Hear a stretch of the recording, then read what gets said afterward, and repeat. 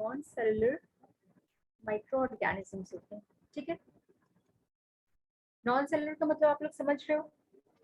Viruses कैसे होते हैं, ये इन्फेक्शियस एजेंट्स होते हैं। ठीक है, ये हमेशा अगर किसी भी ऑर्गेनिज्म के अंदर जाते हैं तो इन्फेक्शन कॉज करेंगे। इनके होस्ट कुछ भी हो सकते हैं ना, प्लांट्स हो सकता है, एनिमल्स हो सकते हैं, दूसरे बैक्टीरिया हो सकते हैं, बैक्टीरिया के अंदर भी जाकर ये डिजीज कॉज करते हैं। ठीक है, तो वायरसेस जो होते हैं वो कभी भी खुद मतलब अकेले सरवाइव नहीं करेंगे, इसलिए ना ये इन्हें हम लिविंग भी नहीं कह सकते, नॉन लिविंग भी नहीं कह सकते। ये कैसे होते हैं, लिविंग और नॉन लिविंग के बीच में आते हैं। ठीक है, क्योंकि अगर ये फ्री है, फ्रीली अगर ये एनवायरमेंट में प्रेजेंट है तो इनका कोई अस्तित्व नहीं है। ठीक है, ये खुद से रेप्लिकेट नहीं कर सकते, ना ही किसी को इन्फेक्ट कर सकते हैं, ना ही कोई भी मेटाबॉलिज्म शो करेंगे। बट अगर इन्हें कोई होस्ट मिल गया, अगर ये किसी होस्ट के अंदर चले गए तो उनके अंदर जाकर वो क्या करेंगे, उसके सेल्स को हाईजैक करेंगे एंड उसके सेल्स में क्या करेंगे, अपना जो डीएनए या आरएनए जो भी उनका जेनेटिक मटेरियल होगा उसको रेप्लिकेट करेंगे। ठीक है, तो इसलिए हम इन्हें क्या बोलते हैं, they are between living and non living. इन्हें कनेक्टिंग लिंक भी कहा जा सकता है। ठीक है, viruses are infectious agents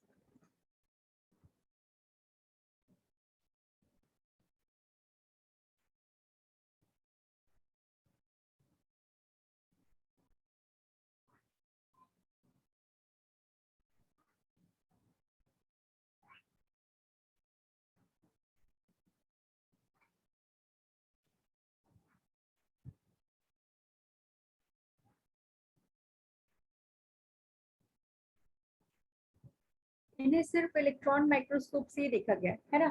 electron microscope की डिस्कवरी बहुत बाद में जाके हुई थी और तब जाकर वायरसेस को आइडेंटिफाई किया जा सका। ठीक है, पहले इन्हें ऐसा सिर्फ एक बोला गया ये एक पॉइजनस सब्सटेंस है। इन्हें मतलब जब साइंटिस्ट ने उसे डिस्कवर किया तो उन्हें पता नहीं था कि वायरसेस होते क्या है, तो उन्होंने बोल दिया था कि ये पॉइजनस सब्सटेंस है जो कि प्लांट्स में देखा उन्होंने कि प्लांट्स में डिजीज कॉज करे, तो उन्होंने क्या बोल दिया कि ये पॉइजनस सब्सटेंसेस जो फ्लूइड नेचर में पाए जाते हैं। ठीक है, धीरे धीरे लेटर ऑन जब इलेक्ट्रॉन माइक्रोस्कोप की डिस्कवरी हुई, जब स्टडीज आगे बढ़ी तो पता चला कि ऐसे ऑब्जेक्ट्स होते हैं, वायरसेस होते हैं। ठीक है, उनके जेनेटिक मटेरियल के बारे में पता चला और फर्दर स्टडीज हुई, है ना। इनकी जो साइज होती है कैसी होती है, 20 to 300 नैनोमीटर तक इनकी साइज हो सकती है। That is 10 to 100 times smaller होते हैं than bacteria.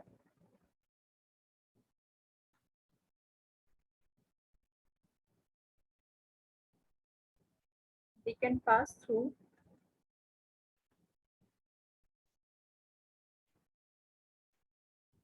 bacterial proof filter.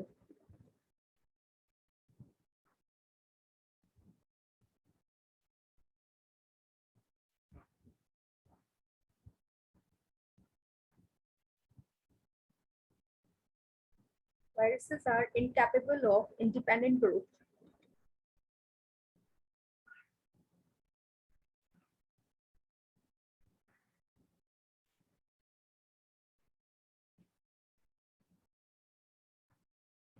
और होस्ट क्या हो सकते हैं, कोई भी एनिमल हो सकता है, प्लांट हो सकता है, या कोई भी दूसरे माइक्रो ऑर्गेनिजम्स। ठीक है, अच्छा इनका जो जेनेटिक मटेरियल होता है वो डीएनए भी हो सकता है या तो आरएनए भी हो सकता है, बट दोनों कभी एक साथ नहीं होगा। या either DNA genetic material is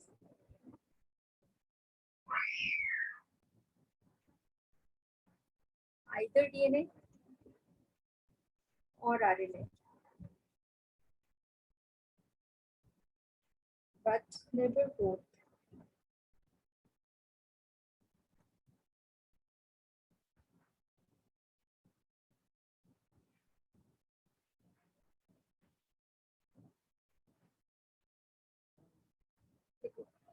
suppose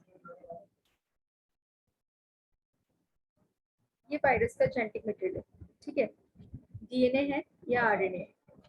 अभी क्या होता है, वायरस की जो बॉडी होती है, जो प्रोटीन की कवरिंग होती है ना, उसे हम बोलते हैं कैप्सिड। ये सपोज एक प्रोटीन की कवरिंग है, इसे हम क्या बोलते हैं, कैप्सिड। एंड कैप्सिड जो होते हैं वो फर्दर छोटे छोटे सब यूनिट से बने होते हैं, ठीक है, जिसे हम बोलते हैं capsomeres. And this is the nucleic acid. DNA या फिर आरएनए होगा, ठीक है। तो this is the structure of a virus.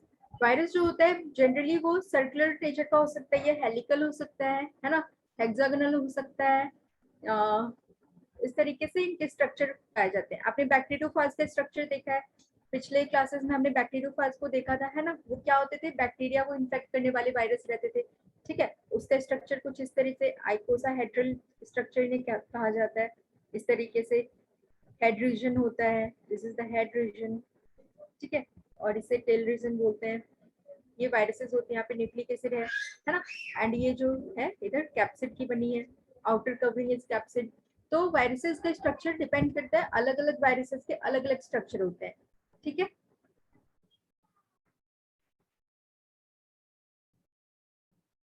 देखो वायरसेस, वायरियॉन्स एक टर्म है, वायरियॉन।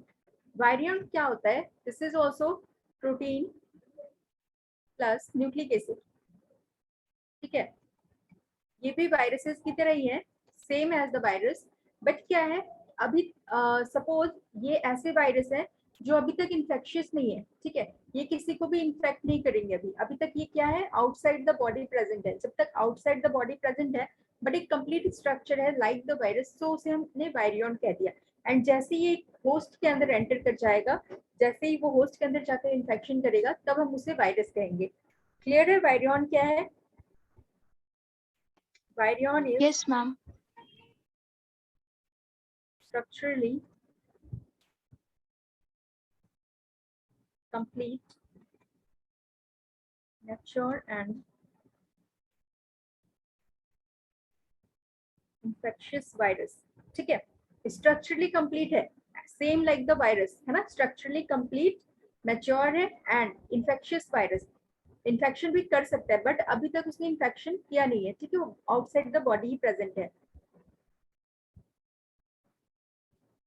वायरियन।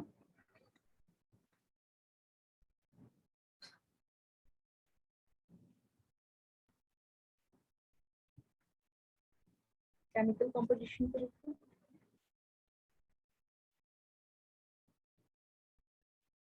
क्या क्या होता है वायरस में। First is nucleic acid.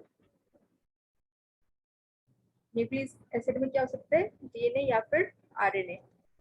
Second is protein covering होती है, इसे हम बोलते हैं नोन एज कैप्सिड, ठीक है। Capsid is made up of small subunit called capsomeres, ठीक है। ये सारे टर्म्स आपको ध्यान में रखना है। Protein covering is capsid. Capsid जो होते हैं फर्दर स्मॉल यूनिट से बने होते हैं, जिन्हें हम बोलते हैं कैप्सोमेर्स। अच्छा, वायरसेस के बारे में एक और चीज है कि viruses are obligate intracellular parasites. Obligate intracellular parasites का मतलब क्या हुआ? स्ट्रिक्टली पैरासिटिक है, मतलब इंडो पैरासिटिक है।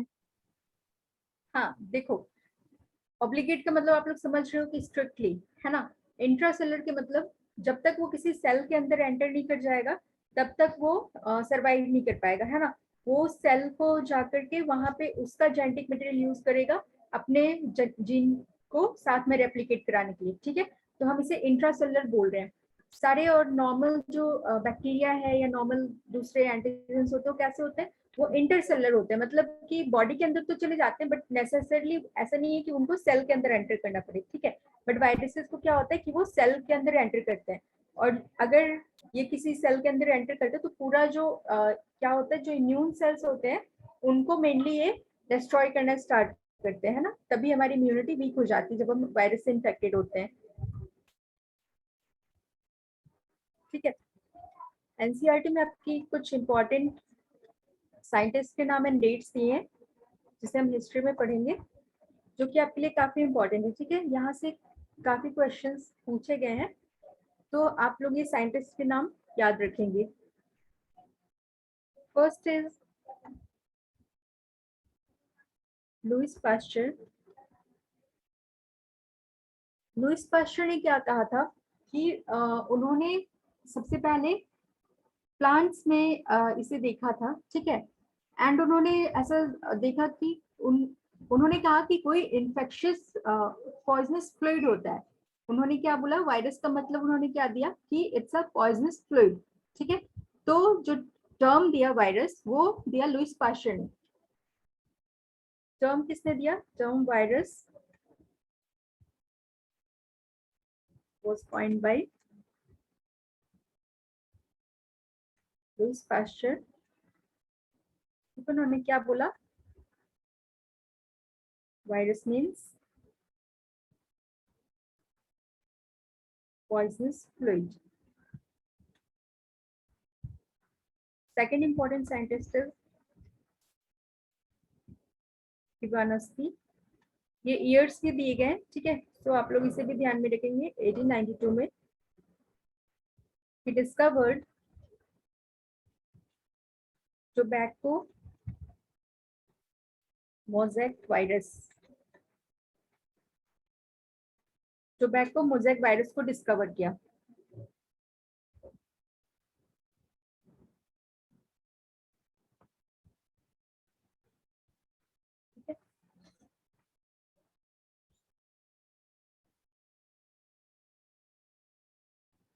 एंड ये जो टोबैको मोज़ेक वायरस था, this is the first virus to be discovered.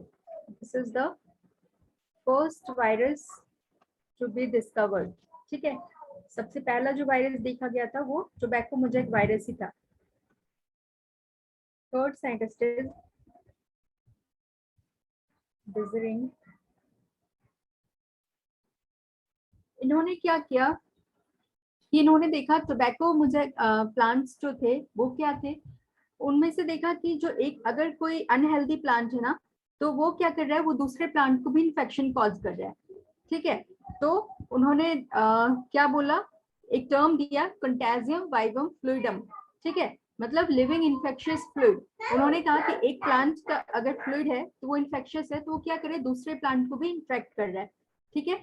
तो ये काफी इंपॉर्टेंट है, ये काफी टाइम ये क्वेश्चन आ भी चुका है, ठीक है। इन्होंने क्या किया, Beijerinck demonstrated that the extract of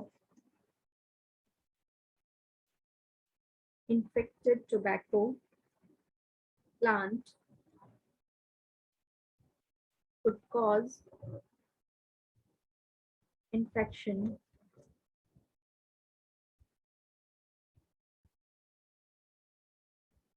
in healthy plants.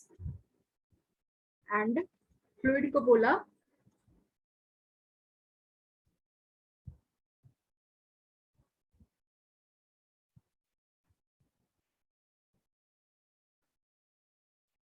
contagium vibum fluidum, ठीक है। इसका मतलब है लिविंग infectious fluid। तो इस साइंटिस्ट का नाम काफी बार पूछा जाता है।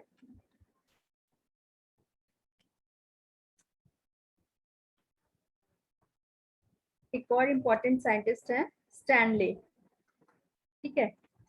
1935 में इन्होंने क्या किया था, इन्होंने फर्स्ट टाइम क्रिस्टल फॉर्म में क्या किया था, टोबैको मोज़ेक वायरस को आइसोलेट किया था, ठीक है। जो इवानस्की थे उन्होंने क्या किया था, फर्स्ट टाइम डिस्कवर किया था टोबैको मोज़ेक वायरस को, एंड जो स्टैनली थे इन्होंने क्या किया था, फर्स्ट टाइम आइसोलेट किया था, क्रिस्टलाइज्ड टीएमवी, एंड इसके लिए इन्हें नोबेल प्राइज भी मिला था। ठीक है,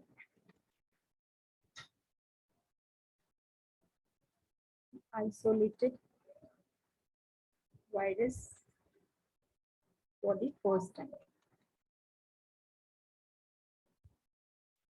ठीक है, अच्छा देखो इनके क्लासिफिकेशन के बारे में देखते हैं।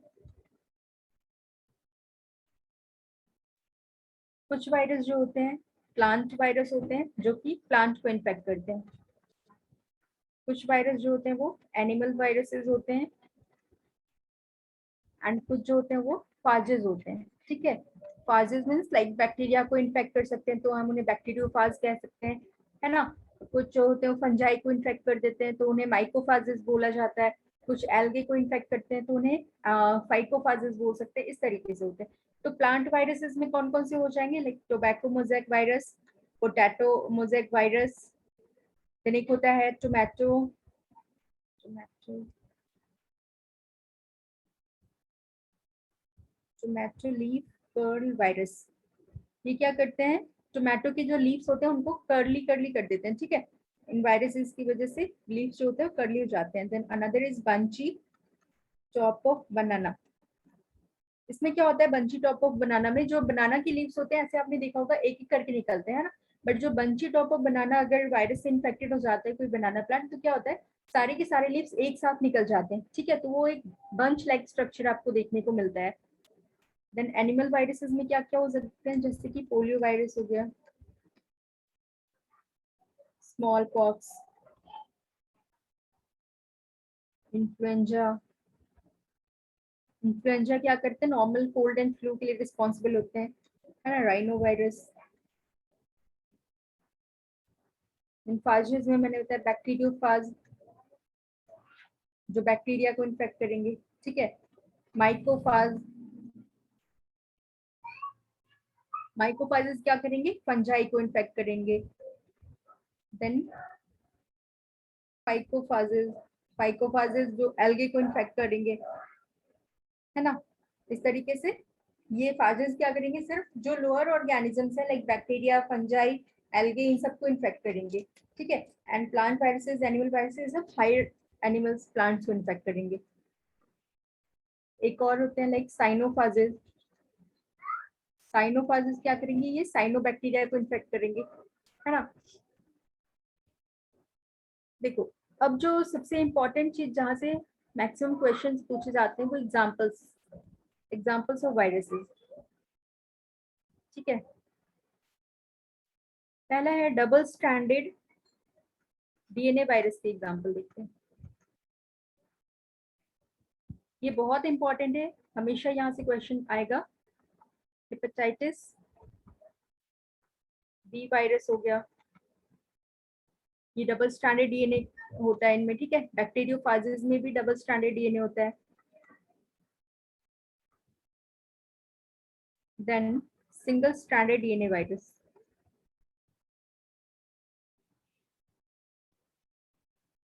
इनमें कौन सा हो जाएगा, influenza virus.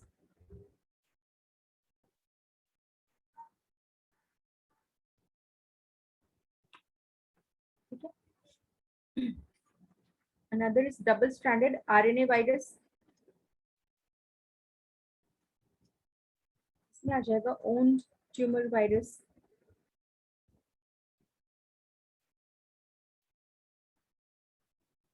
then mycophages, then single stranded RNA virus, tobacco mosaic virus, HIV, polio virus and rabies.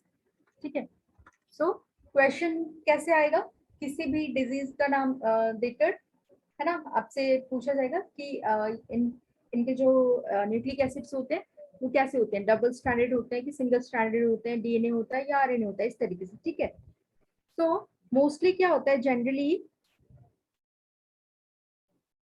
Generally जो प्लांट वायरसेस होते हैं, plant viruses have single stranded RNA, ठीक है, but exception is cauliflower mosaic virus has double stranded DNA, ठीक है। Plant में जितने भी वायरसेस होंगे सभी कैसे नेचर के होंगे, सिंगल स्ट्रैंडेड आरएनए होंगे उनके पास। बट कॉलीफ्लावर मोज़ेक वायरस कैसा है, एक एक्सेप्शन है जिसके पास क्या होता है, डबल स्ट्रैंडेड डीएनए होता है, ठीक है। एंड जनरली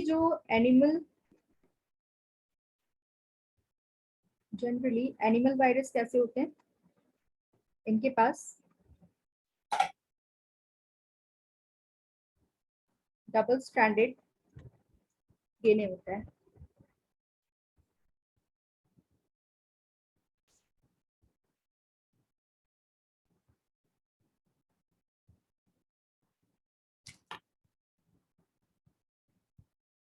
ठीक है, तो ये वायरसेस के बारे में डिटेल्स थी। इसमें किसी को कोई डाउट है?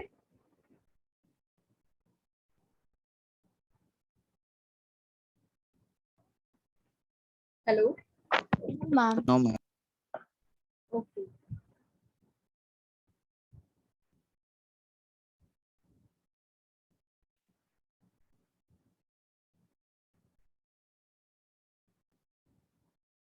ठीक है। वायरसेस हमने देखा, वायरसेस के बाद पढ़ना है वायरॉइड्स, ठीक है। वायरॉइड्स क्या होते हैं, क्या होते हैं वायरॉइड्स, किसी को कोई आइडिया है?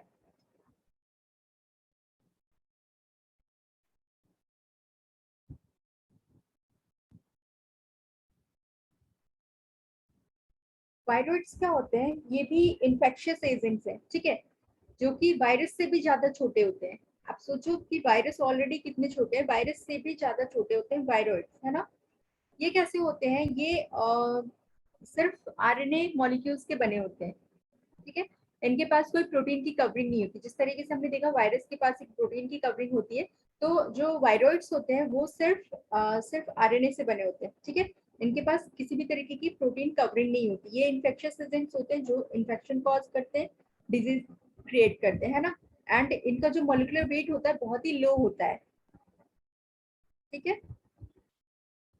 सो हम लिख सकते हैं दीज आर फ्री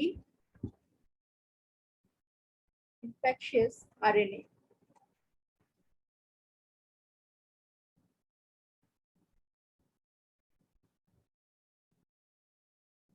साइंटिस्ट थे टीओ डायनियर, टीओ डायनियर ने 1971 में डिस्कवर किया था।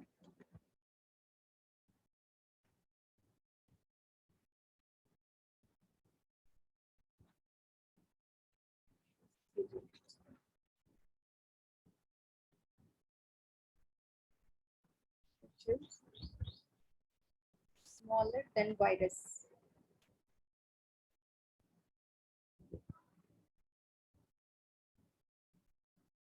having single stranded RNA of low molecular weight.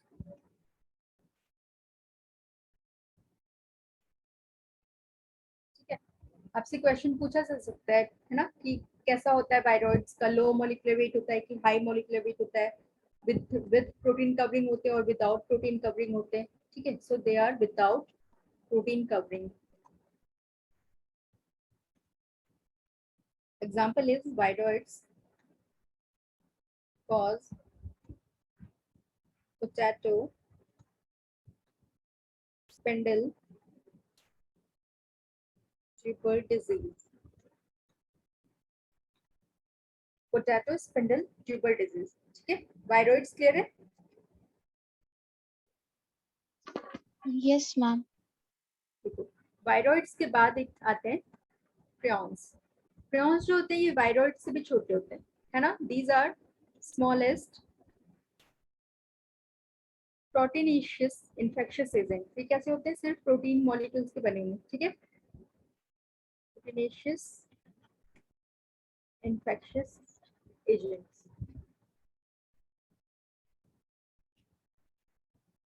इन्हें हम स्लो वायरस भी कह सकते हैं. These are slow virus.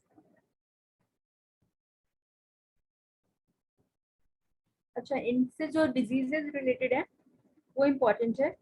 Prions are associated with पुरु. ठीक है, पुरु क्या है? इसे हम कहते हैं लाफिंग डेथ. इस डिजीज को कहते हैं. Disease of human.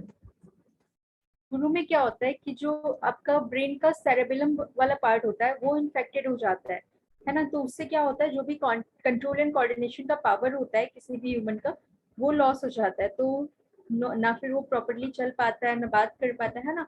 पूरा का पूरा जो भी कोऑर्डिनेशन होता है वो कंप्लीट डिस्टर्ब हो जाता है इस डिजीज में. ठीक है, ये कौन कॉज करेंगे? प्रायंस. एक और होती है Jacob disease,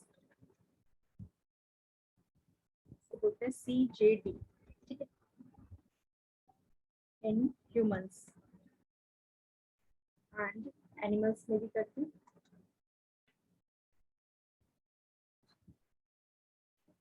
Another is sleepy disease of sheep and goats.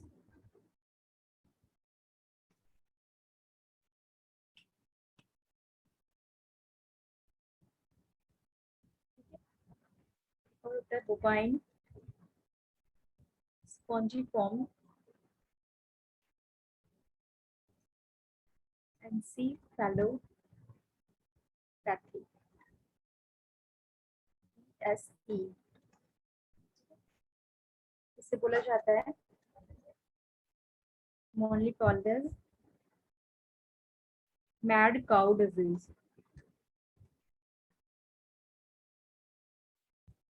in cattle. ठीक है. सो वायरस, वायरियन एंड वायरॉइड, इन तीनों चीजों में आपका डिफरेंस क्लियर है कि वायरस क्या होते हैं, वायरियन क्या होते हैं, वायरॉइड क्या होते हैं?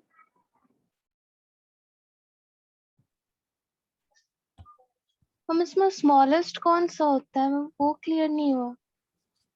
स्मॉलेस्ट कौन सा होगा? वायरॉइड इज स्मॉलेस्ट, है ना. वायरस, वायरियन एंड वायरॉइड में कौन सा स्मॉलेस्ट होगा? वायरॉइड छोटा होगा सबसे ज्यादा, क्योंकि viroid and virion and virus तो ऑलमोस्ट सेम ही है. उनका जो वेट होगा या फिर स्ट्रक्चर होगा तो ऑलमोस्ट सेम ही होगा, है ना. But virion is non infectious और वायरस कैसा होता है? इन्फेक्शियस होता है. ठीक है, वायरस का मतलब वो बॉडी में एंटर कर चुका है अंदर की ओर, है ना. बट वायरियन जो है वो फ्री लिविंग है, अभी बाहर ही है वो. ठीक है. एंड वायरॉइड क्या होता है? Viroid is single stranded RNA. ठीक है, इसके अंदर होती है सिंगल स्ट्रैंडेड आरएनए होता है सिर्फ. Okay ma'am. Yes ma'am. Okay, इसमें और किसी को कोई डाउट है?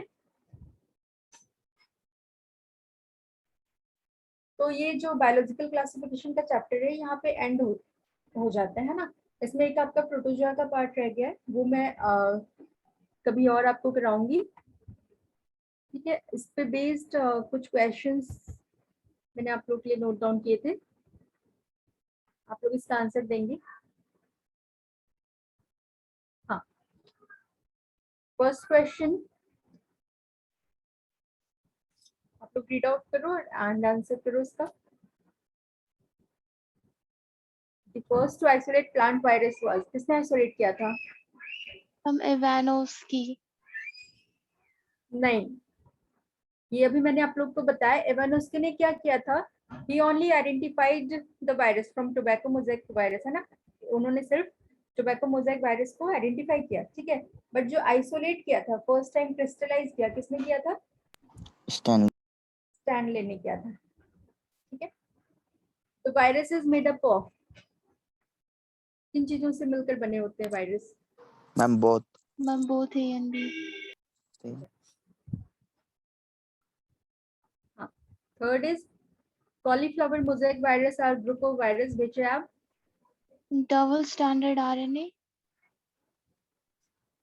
no मैम आप लोग को यही सारी चीजें याद रखनी है ना, आपसे क्वेश्चन इसी तरीके से पूछे जाएंगे कि जो भी डिजीजेज मतलब जो भी वायरसेस हैं उनमें कौन से स्ट्रैंडेड डीएनए आरएनए प्रेजेंट है, ठीक है। मैम तो ये sorry ma'am, DNA double standard DNA. हाँ, ये ऐसे ही आपको याद रखना है, ठीक है। मेन क्वेश्चंस क्योंकि ये इन्हीं सब चीजों से आएंगे। Own tumour virus has double standard RNA. Own tumour virus में डबल स्ट्रैंडेड आरएनए, ठीक है, ऐसे ही आपको याद रखना है। फंगल स्पोर्स, अच्छा थोड़े फंजाई से भी है। Fungal spores produce asexually at the tip of hyphae are called, क्या बोले चाहते हैं उनको? स्पोरेंजियोफोर। नहीं, हाइफे के ऊपर जब बनेंगे, इस तरीके का स्ट्रक्चर मैंने दिखाया था, इस तरीके से फॉर्मेशन हाइफे के ऊपर हो रहा था ना, क्या मैम कहते हैं? कॉनिडिया। Ma'am conidia. कॉनिडी। ठीक है,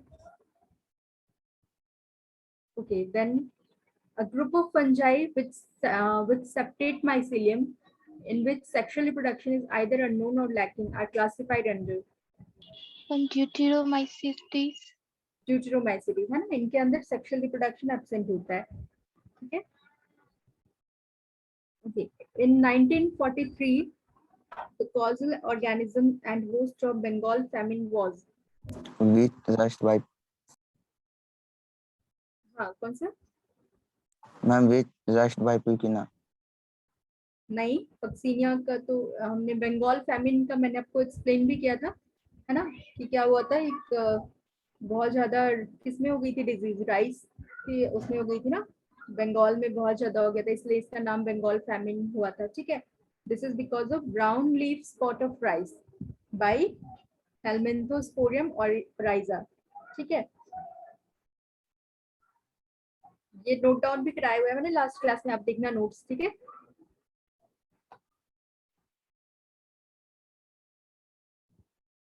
Genus Penicillium belongs to the class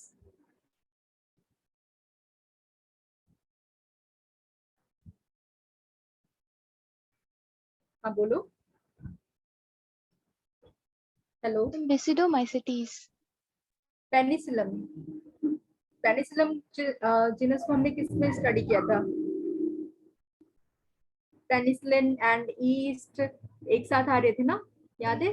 ma'am phycomycetes. No ma'am, no, I am confused. Yes ascomycetes, yes yes ma'am. ठीक है। सैक फंजाई भी ने बोलते हैं ना, इस तरीके से आप याद कर लो, एक सैक है, ठीक है। सैक के अंदर क्या क्या है? सैक के अंदर क्या है? पेनिसिलिन है, ईस्ट है, ठीक है। इस तरीके से याद रखो कि इनमें कौन कौन से आते हैं जीनस, पेनिसिलिन आ गया, ईस्ट आ गया। बेसिडियोमाइसीटीज के अंदर क्या आएंगे? इनके अंदर मशरूम आ जाता है ना। बेसिडियोमाइसीटीज जनरली मशरूम वाले फंजाई होते हैं, ठीक है।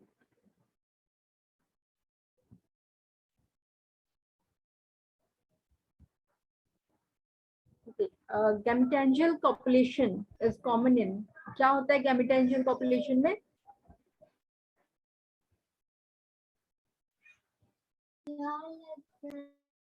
हाँ, मियोसिस होता है लाइक, तो ma'am ma'am it will be phycomycetes. Gametangial copulation is common in, phycomycetes के अंदर भी हमने दो पढ़े थे, ओमाइसीटीज एंड जाइगोमाइसीटीज, है ना। Yes ma'am.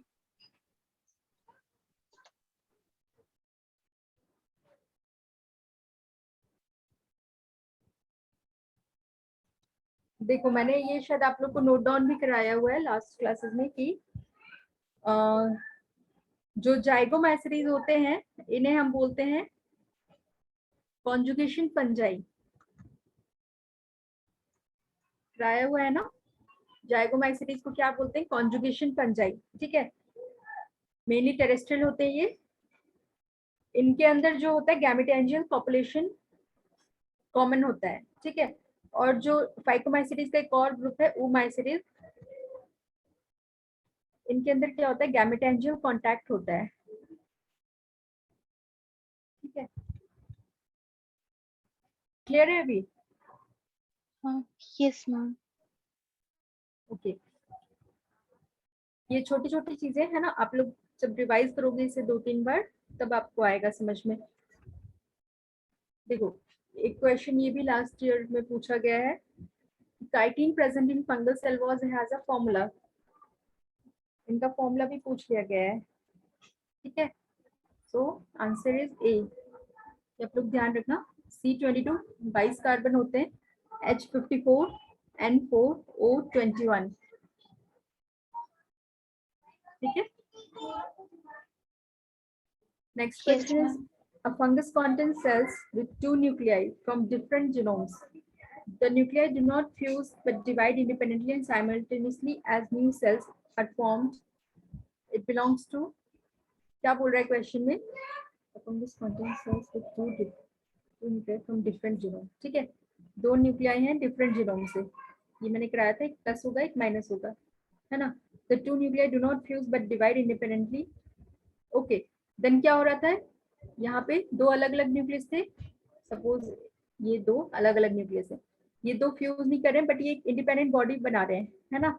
एंड इसमें इसी तरीके से इनका न्यूक्लियस जो है इसी तरीके से आगे बढ़ते जाएगा, तो इसे क्या बोलते हैं हम, ये कौन सी क्लास में हमने देखा था,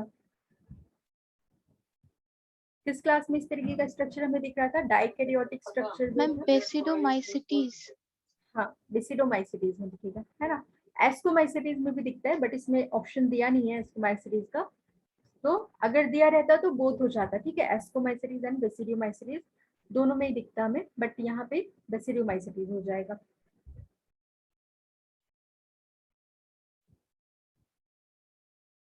ठीक है। बताइए, सो हमने देखा था कि जो फैगोमाइसिटीज थे उनमें क्या होता था, जो डाइकैरियन वाली स्टेज थी वो एब्सेंट होती है ना। इस तरीके की जो स्टेज होती है वो फैगोमाइसिटीज में एब्सेंट होती है, ठीक है। उनके अंदर क्या होता है, जब प्लाज्मोगेमी होती है फैगोमाइसिटीज में तो उसके तुरंत बाद ही कैरियोगेमी हो जाती है, ठीक है। जब प्लाज्मोगेमी इस तरीके से होती है उसके तुरंत बाद ही उनमें कैरियोगेमी होकर सिनकैरियन का फॉर्मेशन हो जाता है ना। तो ये जो डाइकैरियन वाली स्टेज होती है वो एब्सेंट हो जाती है, बट जो एस्कोमाइसिटीज एंड बेसिडोमाइसिटीज होते हैं इनके अंदर क्या होता है, जो ये डाइकैरियन वाली स्टेज होती है उससे इन्हें कैरियोगेमी होने में काफी टाइम लग जाता है, कई कई बार तो ऐसा होता है कि 100 साल भी लग जाते हैं, ठीक है। तो जो फंजाई होते हैं इस तरीके से इन्हें ग्रुप में डिवाइड किया गया है, ठीक है। एंड जो ड्यूट्रोमाइसिटीज होते हैं उनमें तो सेक्सुअल रिप्रोडक्शन एब्सेंट होता है, क्लियर है। Yes, okay, ma'am. और इस चैप्टर से आप लोग को और कोई डाउट है, Ma'am, like questions और solve करके next class में doubt पूछे. हाँ बिल्कुल, Okay, ma'am. आप लोग करो जो बुकलेट में क्वेश्चन दिए गए हैं ना, प्रीवियस ईयर क्वेश्चंस एंड और भी क्वेश्चंस, तो आप लोग करो, फिर हम लोग नेक्स्ट क्लास में प्लांट किंगडम भी स्टार्ट करेंगे, ठीक है। Okay, ma'am. हाँ, किसी और बच्चे को कोई डाउट, बहुत कम लोग प्रेजेंट हैं। Yes, ma'am. ठीक है, मैं चार्जिंग लगाऊं।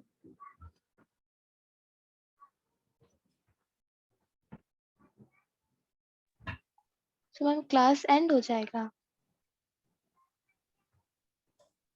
Hello.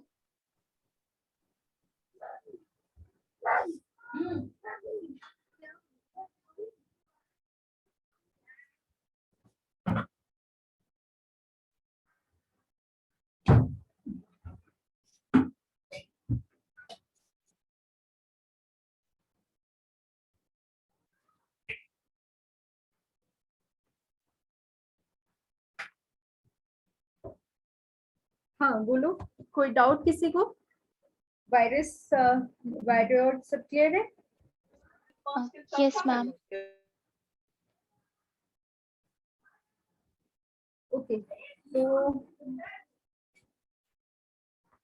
आज तो ये कंप्लीट हो गया है ना, ये चैप्टर काफी बड़ा भी था, बायोलॉजिकल क्लासिफिकेशन, और इसमें से 2-3 क्वेश्चन आते भी हैं तो काफी इंपॉर्टेंट भी है, ठीक है। Yes, ma'am. आप लोग के स्कूल में वैसे अभी तक कहाँ तक कवर हो चुका है syllabus? Ma'am animal, no ma'am, animal tissue चल रहा है। एनिमल टिश्यू, ओके, Yes, मतलब ma'am. Plant kingdom, animal kingdom पूरा कंप्लीट हो चुका है? हाँ मैम, हो गया था लेकिन समझ नहीं आया स्कूल में कुछ। Okay. तो स्कूल में तो भी क्लासेस स्टार्ट हो गई होंगी ना आप लोग की? यस मैम, ऑफलाइन ऑनलाइन दोनों चलती है।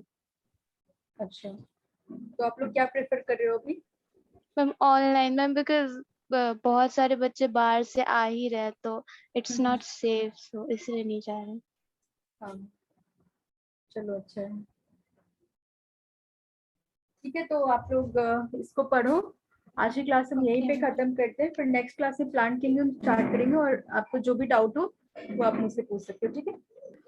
Okay ma'am. मैम लाइक इसके नोट्स बड़े बड़े से, सो लाइक थोड़ा बहुत मैंने रिड्यूस करके चार्ट्स बनाए, so can I send Okay. That? तो कुछ हाँ कमी बिल्कुल, हो तो। ओके मैम, हाँ बाय बिल्कुल, tonight, by today's night I will send you. Okay. But okay ma'am, important please मतलब पॉइंट्स जो भी है वो आप नोट डाउन करो, क्योंकि जो भी इम्पोर्टेंट, एक भी पॉइंट छूटना नहीं चाहिए, है ना? एंड मेनली जो भी एनसीईआरटी में लाइंस है, वो एक भी लाइन नहीं आपका मिस होना चाहिए, क्योंकि एनसीईआरटी से कहीं से भी क्वेश्चंस पूछे जा सकते हैं। ओके मैम, लाइक मैं क्या करती हूँ मैम कि पढ़ती हूँ तो एनसीईआरटी को अंडरलाइन करती हूँ जो मेन पॉइंट्स है, and that I use to do. हाँ सही है, आप एनसीईआरटी को रीड आउट करो, ठीक है? बार बार उसे रीड आउट करो। Okay ma'am. Like I have made, so suggest is it good or I can do it in a या better way. Okay you ma'am. Send me, I will means I will look into it, okay? Okay ma'am. Okay ma'am. Thank you ma'am. Okay, और किसी को कुछ बोलना है? No ma'am. Okay, Thank you चलो ma'am. ठीक है, thank you, bye. Bye bye ma'am.